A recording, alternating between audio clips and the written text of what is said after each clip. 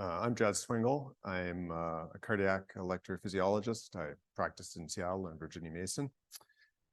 Thanks for having me. It's my first time here. This talk is this is a new talk. I put it together for this conference, and in place of, I'll say, the talk that I typically have given, which is entirely atrial fibrillation oriented. So we'll cover some AFib, but this talk I put together based on some notes that I took in a notebook that I made every time I got a call or an email or a consult from one of my primary care colleagues. I would kind of jot it down and tally up what the most common questions were. And this is kind of more or less what I distilled down as what people were curious about, or at least what they told me they were curious about.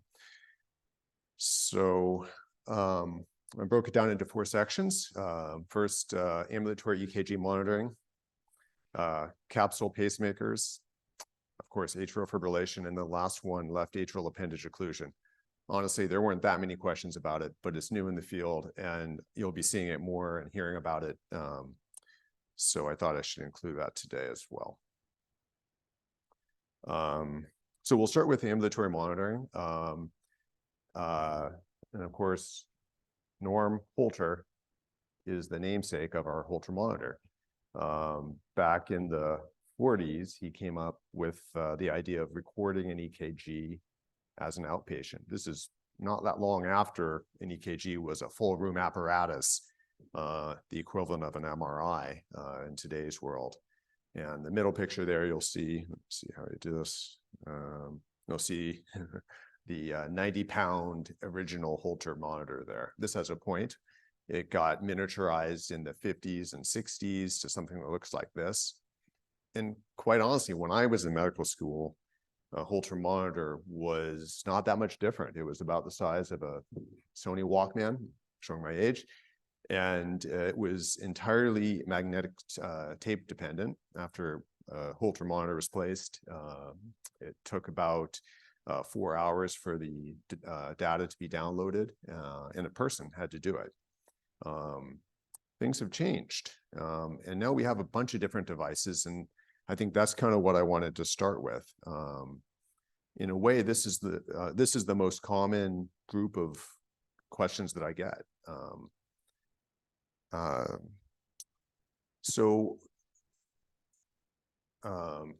As Dr. Storer was mentioning, symptoms drive medicine and decision-making and evaluation. And I think that's true for Holter monitoring as well. And I think it's really important.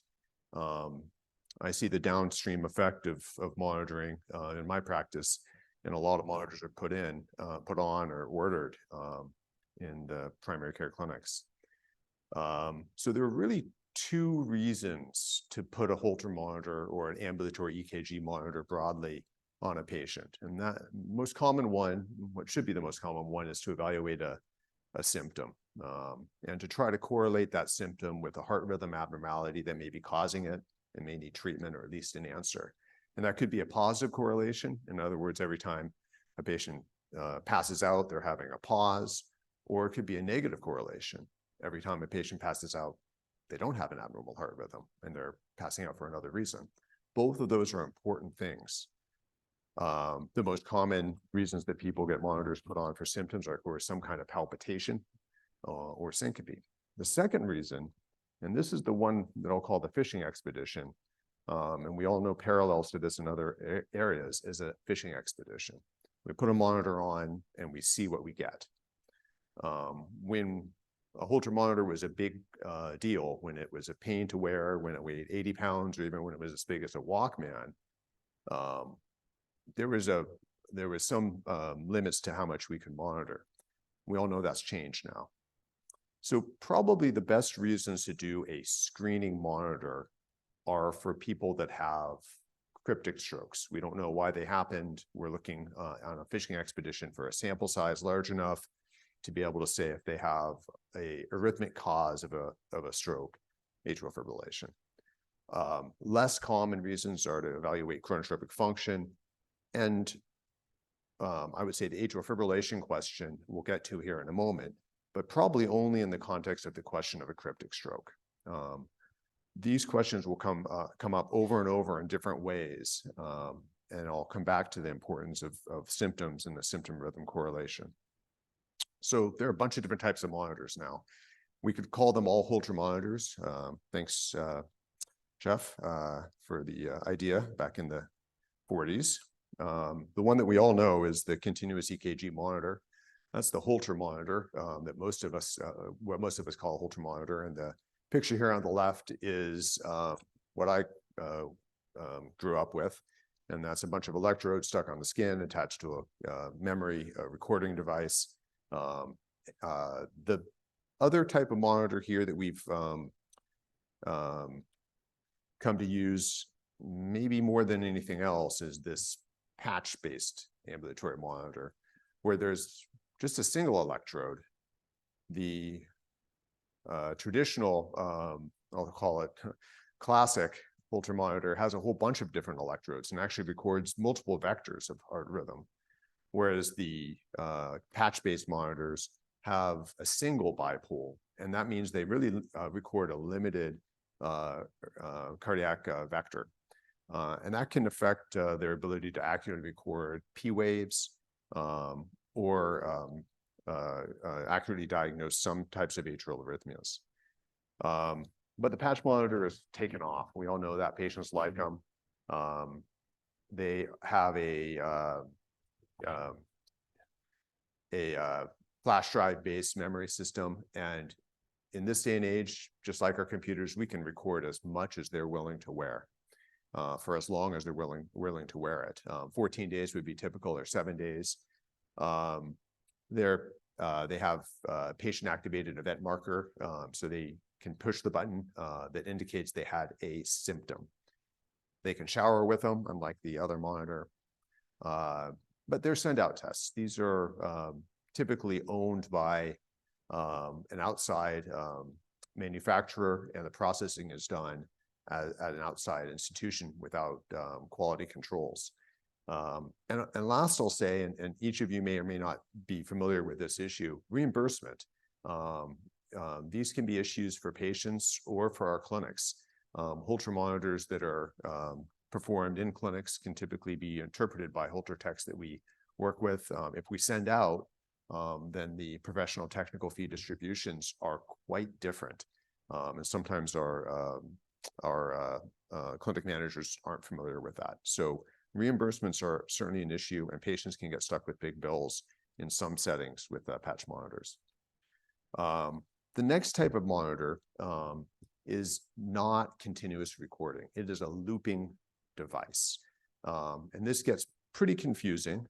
It can be implantable or external. The external, again, is what we've had for a long time. It's a monitor that people wear for a protracted amount of time. It records when the device is pushed and the preceding 3 to 5 minutes and the subsequent 2 minutes. Those times can be adjusted a little bit, but essentially a patient has a symptom. They indicate they have a symptom by pushing the button, and when they push the button, the preceding time is recorded and the subsequent time is recorded, all in an effort to correlate the symptom to the rhythm. That would be called a looping ECG monitor.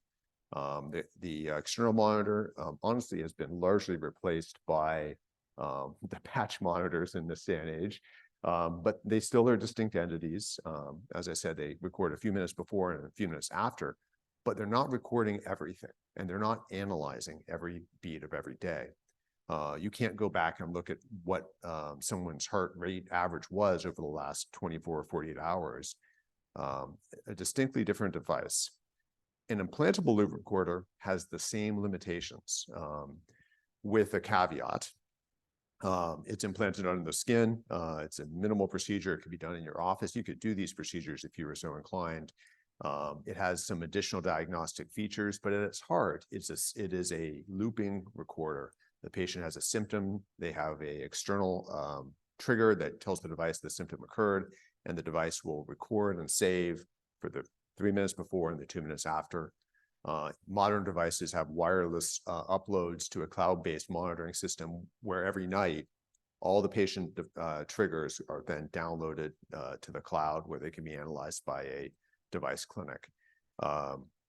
These loop recorders, and I include the link, the most commonly implanted by Medtronic device is just one of them. Every manufacturer has them. They generally last 2.5 to 3 years, and they can be explanted or left in place when they're exhausted. Why would we put a loop recorder in? Well, to evaluate symptoms. And those symptoms may not occur often enough that we would catch them with a conventional 24 or 40-hour Holter, or even a 1-week or 2-week patch monitor. And the last type of monitor is a post-event ECG monitor, a post-event ECG monitor. So that means that the device isn't being worn all the time. After a patient experiences a symptom, they get their device out, usually a phone-based device, and record their EKG. This would be the KardioMobile or the Apple Watch, and both of these are direct-to-consumer products. The use of that is an infrequent symptom.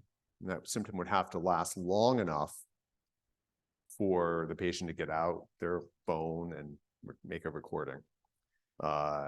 They're patient dependent, so the patient has to be able to perform the task. For instance, if somebody's passing out, this is not a very good way of documenting that. There are auto interpretation features on these devices. They lack sensitivity and specificity, but I'll say the EKG tracing, when performed correctly by the patient, can be excellent. A single lead EKG, typically limb lead 1, is recorded on these devices. There's a lot of questions about how to integrate these devices into medical practice, and some of the medical legal questions that come with these devices as patients send them to us via portals, bring them into the office, how to get those tracings into our medical record, how should we document them, what is our medical legal liability. A lot of this is going to have to be figured out here because these devices are really expanding. Last type of device, and we almost never see this now, is an MCOT. Has anybody ever seen this device, an MCOT? This device was early in the cellular revolution here. This is essentially a telemetry unit that a patient can wear. Just like they have telemetry in a hospital, they have continuous or near continuous streaming of the data to a monitoring center. And if the patient has a arrhythmic event, presumably somebody in this monitoring center, just like someone in the hospital is monitoring, would be able to alert us about that. A lot of challenges with this device. The utility of it is very rare, but it is to round out the types of devices out there. The last type, continuous telemetry, just like in the hospital, except wearable at home. And then I think the Apple Watch bears maybe a whole talk, really, but a separate discussion. The Apple Watch is ubiquitous. It is a direct-to-consumer product, as we all know, and it is not transparent. So we don't know when Apple changes their algorithm. We don't know the data they get from it. We have some correlative studies that have been published along the way, but it is a direct-to-consumer product that doesn't have a lot of medical oversight. 2 functions on an Apple Watch, and depending on the generation, they do different things. Most of us probably know this. I bet half or a third of the people in the room have an Apple Watch on right now. So the heart rate variability thing is basically plethysmography. It's like your pulse oximeter. It's rate trending. It has a diagnostic algorithm, but no tracings. And the diagnostic algorithm has been so far only brought to bear on atrial fibrillation, trying to use an extended regularity algorithm to detect atrial fibrillation. The other tool in an Apple Watch, at least the later generations, is this single lead EKG. Essentially, it's a cardia where you put your finger on a bezel and get a limb lead 1 EKG tracing. That would be called a post event monitor. Really, it's the cardia. And patients don't realize the difference between these two things all the time. So sometimes they say, hey, my heart rate's been 25 beats per minute. And I'm thinking they did an EKG of it, but really it was just their watch that picked up their, their slow heart rate when they were sleeping.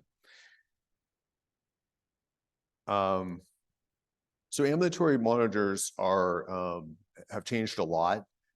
I would say this is one of those areas where the technology has outstripped the clinical science. In other words, we get more data coming at us than we know what to do with, and we don't know the clinical relevance of this. When we are going to interact with patients that do their own monitoring, that have their own devices that they bought, and that's going to come at us in every facet of medicine. EKGs is just the most obvious and what I interact with the most, but this is going to come at us in every area of medicine, and we're going to have to figure out how to manage this. When we're ordering monitors in a primary care clinic setting, I think it's important to think about picking the right monitor for the symptom, and having a discussion with the patient about what this device does and how it does it. I think I learned a lot when I first started practice, and I would send people to go get a Holter monitor or ambulatory monitor, and they come back and see me 3 weeks later, and I said, well, you pushed the button 732 times. And they said, well, I pushed it every time I had a symptom. And I said, well, what symptom were you having? And it was like, well, just anything. The point is, we're not going after anything. We're going after a specific symptom. And we have to tell our patients how this test works and what we're doing. That explanation is going to help the patient a lot, and it's going to make our lives a lot easier too. So I would typically say, we're wondering why you passed out, not wondering why you have a headache. So push the button when you pass out, but don't push it when you have a headache. And that will clarify things in the long run. Because in the end, the power of the clinical utility and power of an ambulatory ECG monitor is correlating a patient's symptoms to their rhythm, both positively or negatively. A correlate to that is beware the clinical significance of asymptomatic findings. We put a 2-week monitor on because somebody feels tired, and we get 2.7% PACs, 4.2% PVCs, 37 short runs of paroxysmal atrial tachycardia, and 5 runs of non-sustained ventricular tachycardia, longer is just 3 beats. Boy, were we asking for any of that? Was any of that our clinical question? Usually not. And usually those asymptomatic clinical findings are going to cause stress for the patient, additional testing, and additional referrals. So the symptoms drive decision-making, and nowhere more clear than in the ambulatory EKG monitoring. Patients are going to try to figure it out themselves. They're going to buy the watches, and they're going to say, every time I have a symptom, I recorded my EKG, and here it is. Actually, here are 72 strips of what I felt. So we have to talk to our patients and try to educate them about this, because Apple certainly is not interested in doing that. I mentioned about how to manage consumer-based products. I don't know how many meetings I've had about this in our own practices. How do you manage when a patient sends an EKG from their Apple Watch through the portal? Do you read that? Is that an official read? Is that posted to their medical record? How do you document it? Should we allow it? I think right now it's a case-by-case basis, but I think our systems are going to have to come up with a more consistent answer to that question. So that's the ambulatory monitoring part of this. I think next up we'll talk about leadless pacemakers, and I get quite a few questions about this, and I think that's coming from patients that are asking. A leadless pacemaker is a new technology. It's been around for more than 5 years now. It still makes up a very small percentage of all devices that are in the wild and all devices that are implanted. Right now in the United States, there are 2 FDA-approved manufacturers, Medtronic and Abbott, and these are their 2 devices. Very different fixation tools, but essentially the same thing. So everybody knows this already, but here's a nice diagram to explain it.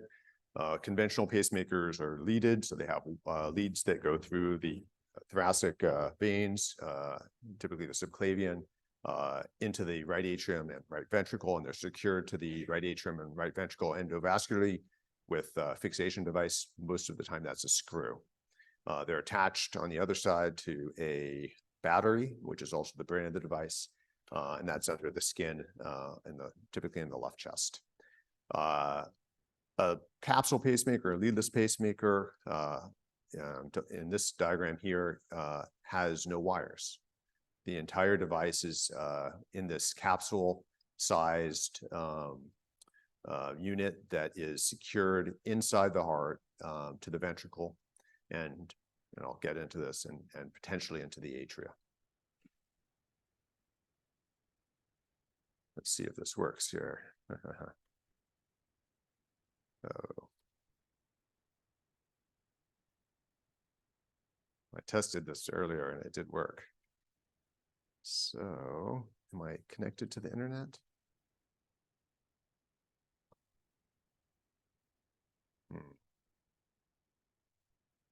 Well, I'll have you imagine this is the implantation of a Micra. Typically a Micra, the Medtronic's version of the capsule pacemaker, is implanted through the right femoral vein, through a 25 French steerable sheath. The Micra on the left there is the device I was explaining, is mounted at the end of that sheath. We steer it into the right ventricle, push it up to the septum of the right ventricle, and deploy it. Those grappling hooks you see there grab into the septal myocardium and secure the device. Then we release it from the sheath and pull the whole thing out. It takes not that much time to put a Micra in. Usually about 30 minutes is the total implant time. Then there's a period of time to recover, just like any cardiac cath.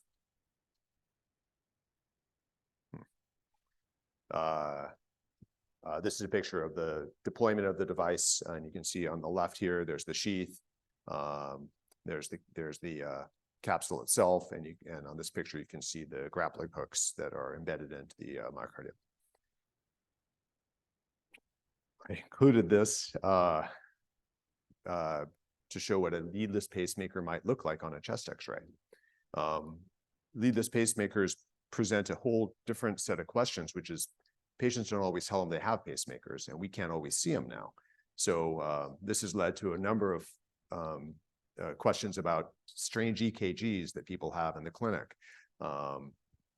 that end up being patients that forgot that they had a pacemaker.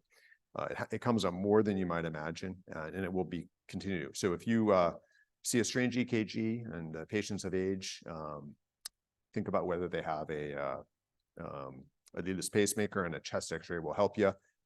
In this X-ray right here, this radio opacity right there is the Micra device. So why do this whole thing? Why not just stick with the tried and true? Well, I think there are probably proponents of the tried and true. The advantages of a leadless pacemaker are, well, there's no intravascular leads. And intravascular leads are always a problem. There are short-term and long-term risks to those implantations. And long-term, it can be difficult to reimplant devices. Leads last maybe 20 years and are involved with vascular sclerosis. And just like dialysis patients, we can run out of vascular access options over time with intravascular leads. Cosmetics is a reason to put a Micra in somebody, a capsule pacemaker in somebody. Lower infection rates, and in fact, I think we've just seen a publication of patients that have active endocarditis that need a pacemaker, that have primary implant of a capsule pacemaker without infection. A totally novel approach to what we've done before. And the last advantage is an interesting one, one that probably is most relevant to the younger patients out there that need patients and even pediatric populations. And that's that these devices are potentially retrievable. Let me go back and say that intravascular devices are not easily retrievable. And most of the time when the leads run the course of their life, we abandon them and put additional leads in because it's not so easy to pull those devices out without a significant procedure.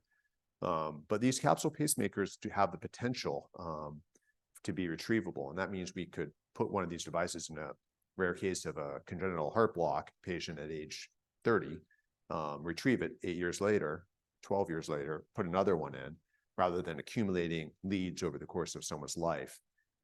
In pediatric populations, it's even greater win. So we haven't been implanting these long enough to really know, but the 5-year data is pretty good about retrieving some of these devices. Disadvantages up until, well, still, but until recent technology, these have been single chamber devices, ventricular devices. And that means we lose the AV synchrony we like to see. They're not as good at rate responsive functions. That's going to change. Abbott's just introduced the first atrial capsule, and this kind of heralds a whole new technologic revolution, really, where we'll have capsules that talk to each other, that synchronize with each other. And that includes the potential of having an externalized defibrillator that synchronizes to an internalized capsule or two. And as we kind of play that out, we'll see a number of different device configurations coming forward. So we will have a dual chamber capsule pacemaker function probably early next year. And that will be confusing for a while, but it will evolve, I'm sure. The other disadvantages are the overall complication rate for implantation of a leaded pacemaker and a leadless pacemaker is about the same, somewhere around 1%. But for the leadless pacemakers, especially in certain populations, when a complication does occur, it can be devastating. We're talking about a 25 French sheath steered through the right ventricle, and most of those complications can be lacerations of the right ventricular outflow tract and exsanguination. Very rare to happen, but again, when complications do happen with a leaded device, they're not as devastating. And again, the last disadvantage is the large femoral venous axis. This is a big sheath in a vein. So take homes about leadless pacemakers, evolving technology, but we'll see it. We have to know to look for it, I think, is one of the big points I wanted to make. So when you see a funny EKG that has pacing, but a patient doesn't have a pacemaker, you can try to verify that with a chest X-ray. Right now, we only see ventricular pacing capsules. We will see dual chamber devices probably in a couple of years. I think there's going to be a feeling out stage as we see how well the atrial pacing does. And of course, all pacemakers that are implanted over the last 5 years, including capsule pacemakers, are MRI compatible. Okay, I couldn't give a talk without talking about atrial fibrillation. Initially, this was going to be a full talk about atrial fibrillation for obvious reasons. Atrial fibrillation is a common problem that every field of adult medicine interacts with, from surgeons to primary care to cardiologists to endocrinologists. Everybody does. And boy, it's the most common reason we see people in the arrhythmic reason we see people in the emergency room. Prevalence is the more we look, the more we find. Harkening back to that ECG monitoring point we were making, over 85, probably estimates are somewhere around 10% if we look hard enough. 20% of patients with AF related strokes are first diagnosed at the time of screening. And I wanted to touch base, this should say not, USPSTF 2022 said that we did not find enough evidence to recommend for or against screening for asymptomatic patients with AF. And I included that JAMA reference. Clinical AF is known to increase stroke risk, but the risk associated with a subclinical AF, low burden or short duration AF, is less well understood. In other words, if we put a 1-month ambulatory monitor on somebody and we see 37 seconds of atrial fibrillation and somebody's asymptomatic, we don't know how important that is. We don't know if that's a stroke risk. We don't know how much of a stroke risk that is. We have never been able to study that adequately to answer the question. So the USPSTF has said, don't go screening for AF. If somebody has a cryptic stroke, has symptoms, pursue those. But we shouldn't just be going on fishing expeditions, at least state of the art right now. The Apple Watch may think otherwise. And I think that's a big question for us to work through. Atrial fibrillation ablation has been around now for more than 20 years. I think it's his 25th anniversary coming up. And I remember reading where I was and reading the first article about it out of Bordeaux, France. We'll cover a couple things on AF ablation outcomes, the Cabana trial, which we should use as our reference, I think, current guidelines, and then the emerging technologies that are out there. So the Cabana trials probably our gold standard study. It came out in 2019 and then has been sliced and diced into subgroup analysis over the years since then. Randomized 2,200 patients. And I should say doing an AFib study is not easy to do. It's really hard. Outcomes are hard to define. Follow-up is hard. The technology we're using changed during the course of the study, as this is a very technology-driven field. But the take-homes from primary endpoints of death, disabling stroke, bleeding, and cardiac arrest was that ablation does not make people live longer. We're not changing outcomes by doing an ablation, nor are we reducing the risk of stroke with ablation. So why do it? Well, pretty clearly in this study and others, it's probably the best strategy for improving the symptoms that patients report for atrial fibrillation.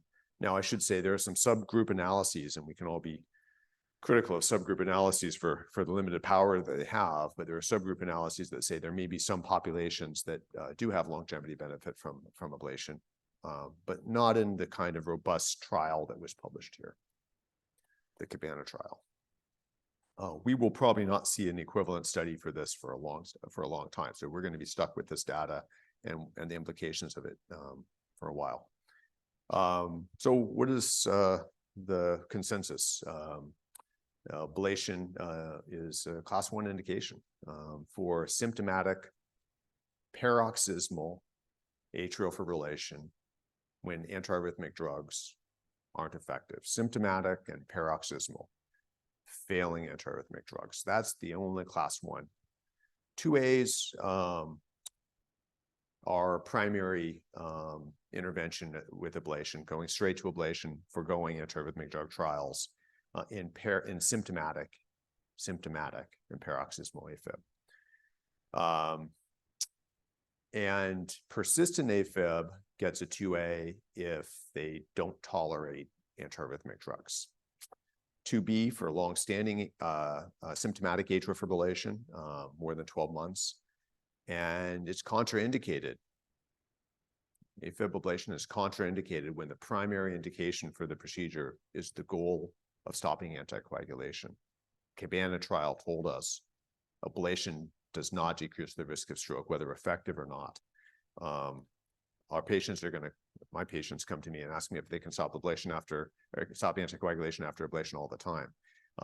And I think it's important to convey that to them and to the people they trust the most, their primary doctors, that's not necessary. Even if they're not feeling symptoms, even if we don't document atrial fibrillation again, our guidelines are clear on this. We don't know. We've not shown that it's beneficial.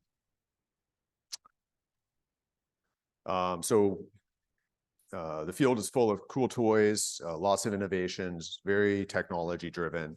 I'll cover this quickly here because it's not primary to you, but there's a couple interesting points to make.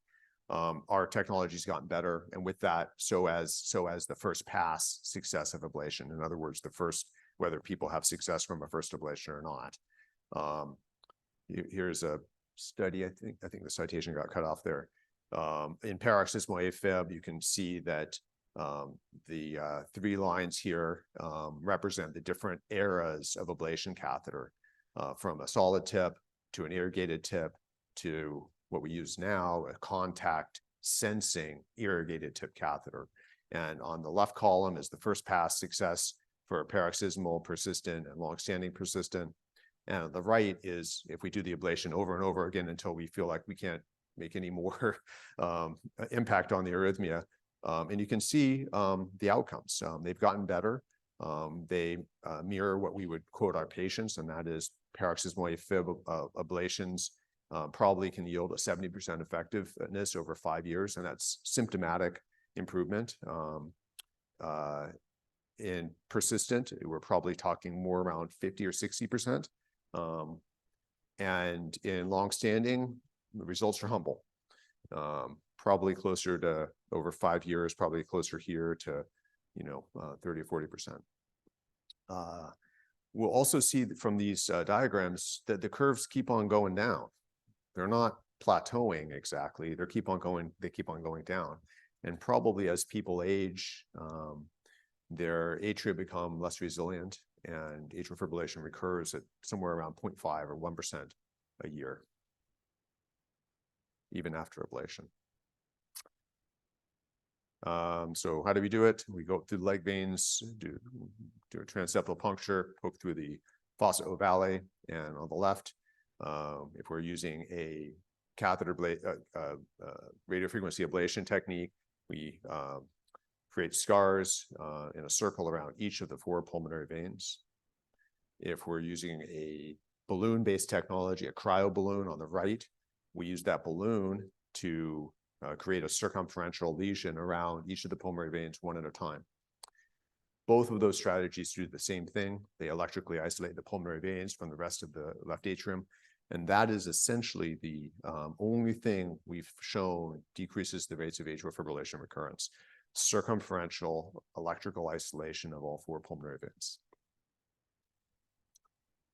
Contact force catheters came along, and now we can measure how hard we're pushing on the tissue. Cryo balloons can deliver a full circumferential lesion in 2 minutes, 3 minutes. And this technology is taken off.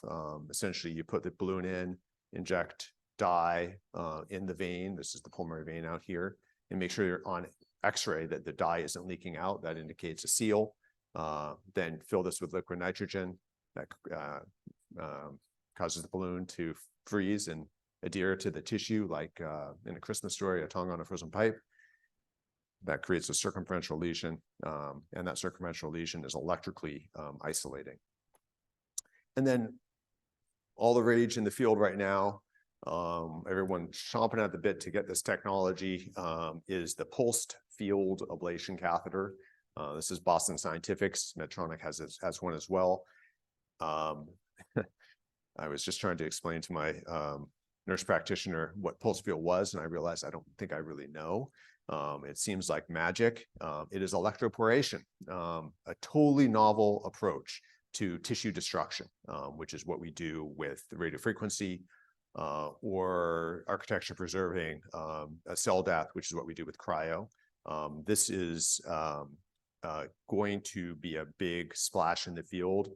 Whether it takes over from the other technologies is to be seen, but essentially it puts electric field gradient across the cell membrane, which increases permeability and leads to cell death, but doesn't distort the anatomy of the cell itself.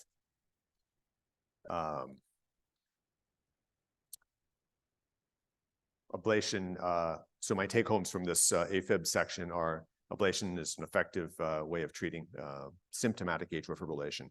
Everywhere in those guidelines were symptoms: symptomatic AFib, symptomatic chronic AFib, symptomatic paroxysmal AFib, which is to say that we've never found an indication for doing an ablation for asymptomatic or I guess judgment call minimally symptomatic atrial fibrillation. Second point, ablation not an alternative to anticoagulation for stroke prevention. And that affects all of us here because patients are going to ask us, hey, I had an ablation 5 years ago. I haven't had AFib anymore. Can I stop my anticoagulation? State of the art 2023 is no. Some of these questions get really tricky. My CHA2DS2-VASc score was 0 when I had my ablation 15 years ago. I haven't had any AFib since. I'm now 75 or 65 with hypertension. Should I be on a blood thinner? Yes, that's the state of the art. Cabana was a very difficult trial to do. It's the only study we have of its sort that is of any kind of quality. And it did not demonstrate a mortality benefit in general population for ablation compared to medical management. It does improve quality of life. Okay, and the last one, again, something that you'll see, and I think it's good to have some insight at left atrial appendage occlusion devices. So we all know that atrial fibrillation patients can have strokes. Most of those strokes are due to clots, and most of those clots, 90% of them, form in the left atrial appendage. Here's my diagram of the heart. I'll reference right ventricle, left atrium, and this little pouch here is the left atrial appendage.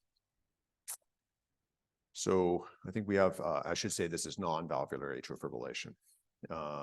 So devices have been brought to market to try to mechanically seal off the left atrial appendage so that clots can't form and strokes can't happen.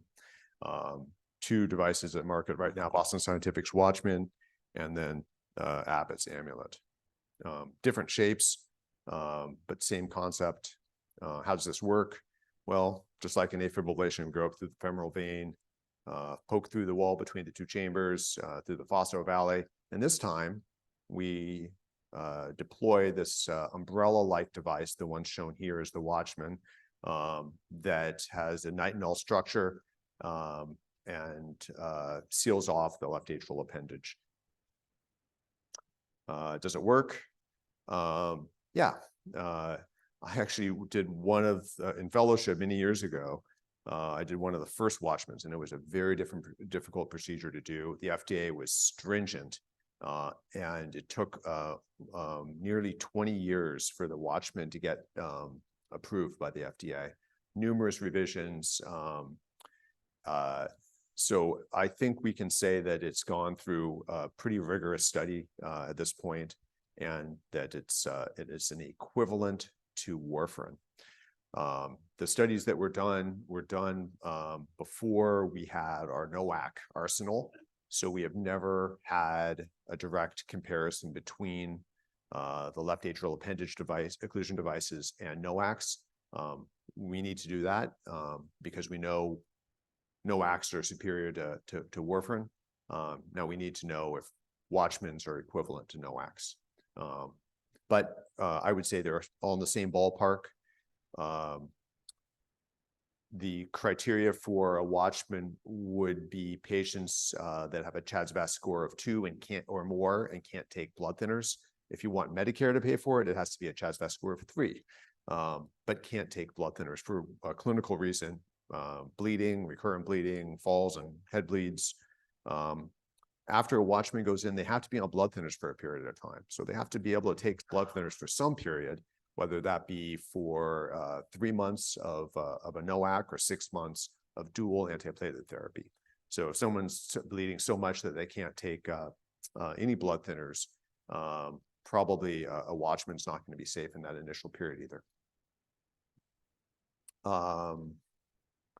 How's it done? Typically general anesthesia because we have to have a transesophageal echo in place. Femoral venous access takes about an hour. Usually same-day discharge in most institutions. It varies by institution, but certainly same-day discharge is becoming the norm. And post-implant, again, anticoagulation for 3 months, or dual antiplatelet therapy for 6 months and aspirin. I will say the anticoagulation strategy after left atrial appendage occlusion device has changed a lot.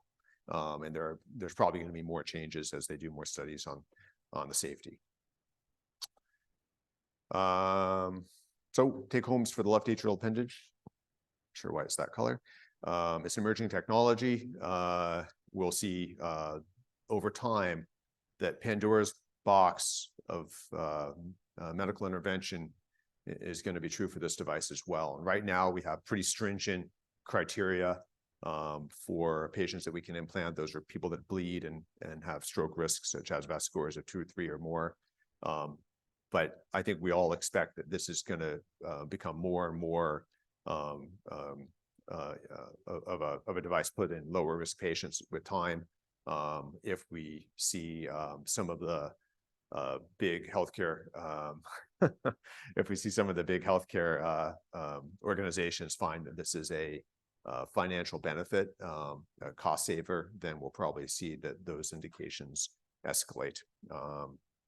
But currently, the device is limited to patients that can't tolerate anticoagulation. I'm being told that I have 10 minutes left. So with that, I will thank you for your time, and I would look forward to hearing any questions that you have about any of these topics. I can revisit any slides.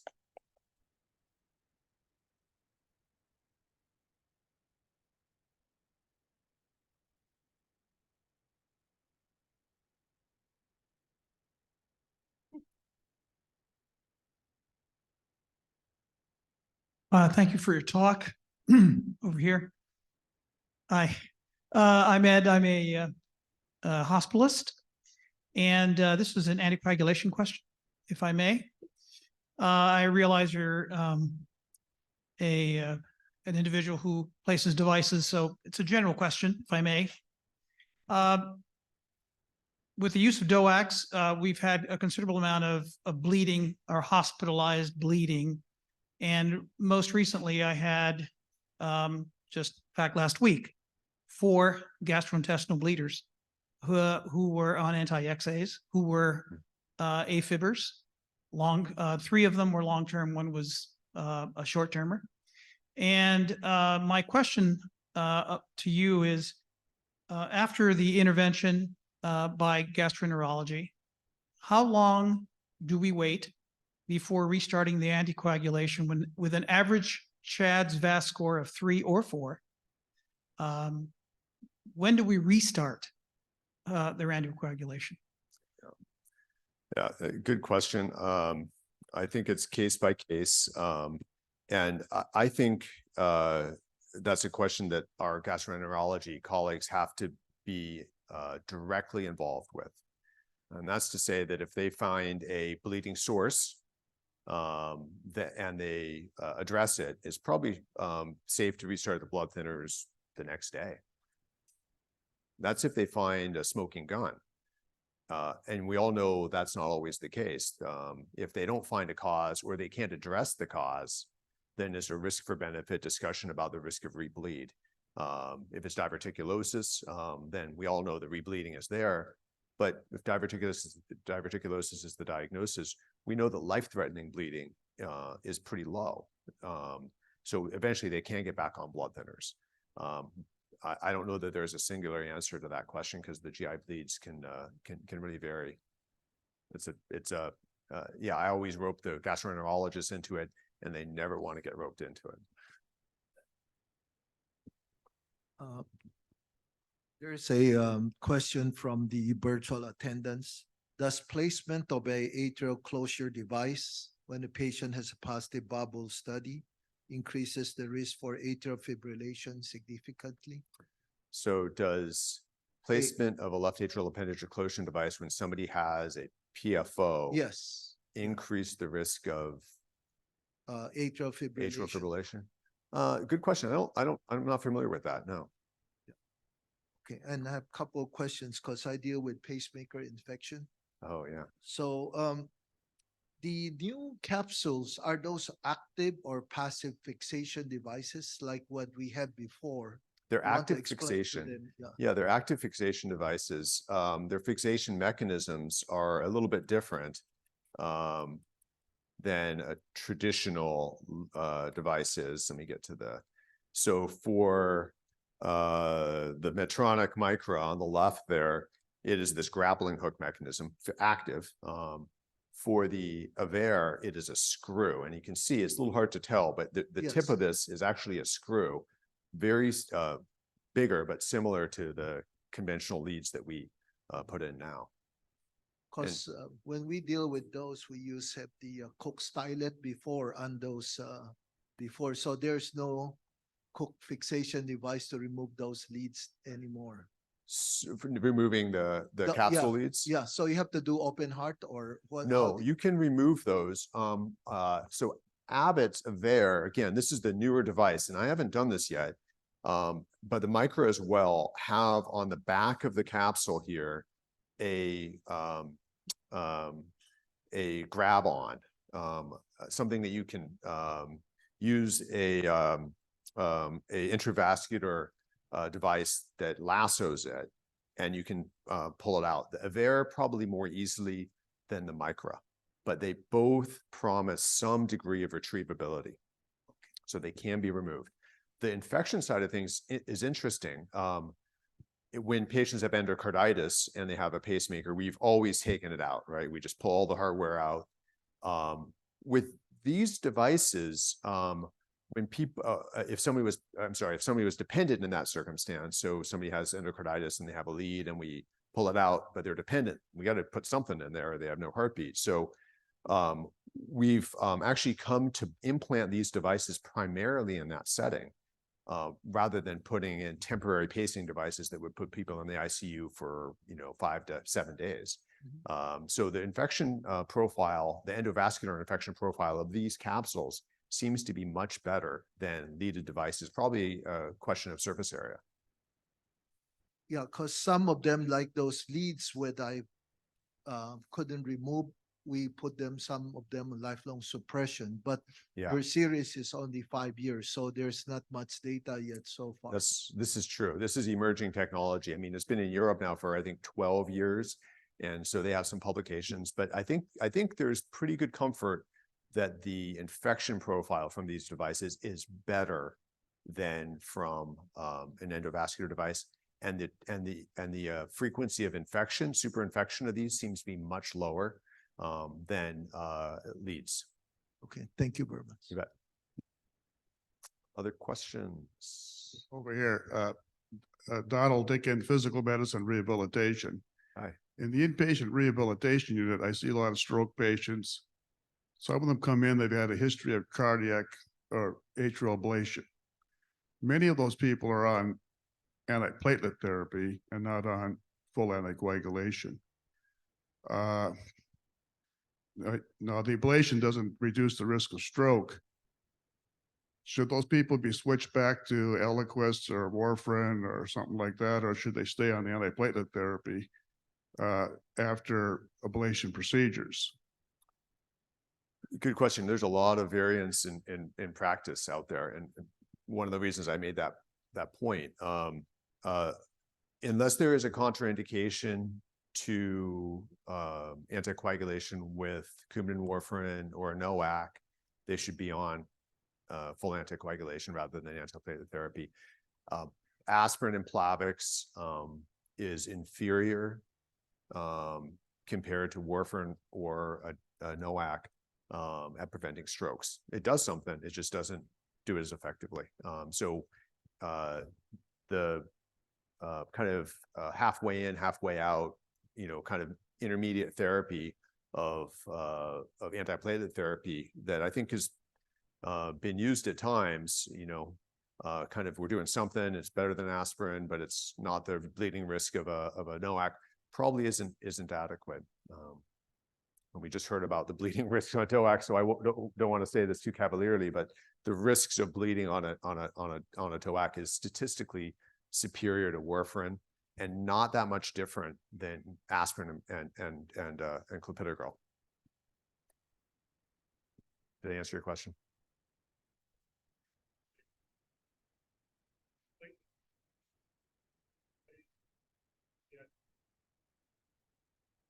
They're still on the antiplatelet therapy, and what I'm just thinking, should I switch them then over to like Eliquis or something? Probably that's what we've done. But let's say somebody who's never had a stroke has an ablation. Would you recommend that they stay on anticoagulation then? Mhm. I haven't seen those people obviously, but I'm Yeah. just wondering, should they stay on anticoagulation? Because a lot of people I see coming to rehab who had an ablation, they're on antiplatelet therapy. Yeah. If they, so it does get a little tricky here. Following a Chad's Vask strategy, stroke prevention strategy, using the Chad's Vask tool to understand risk of stroke and anticoagulate. If we do an ablation, we put everybody on blood thinners before the procedure and for 2 or 3 months afterwards. Everybody, even if your Chad's Vask score is 0, everybody gets blood thinners before and after. But after that 2 or 3 months after an ablation, if your Chad's Vask score is less than 2, you can stop it.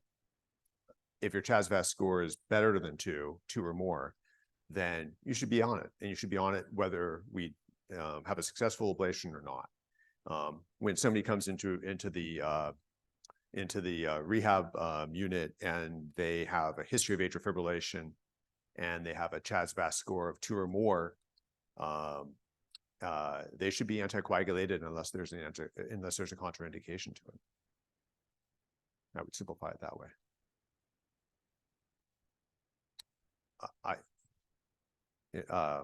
I should say one thing about Chad's Vask scoring here, and this is, again, I don't want to get too in the weeds on this, but Chad's Vask, for a long time, I'll admit, I thought the Vask in Chad's Vask was vascular. I will admit it. And it's not.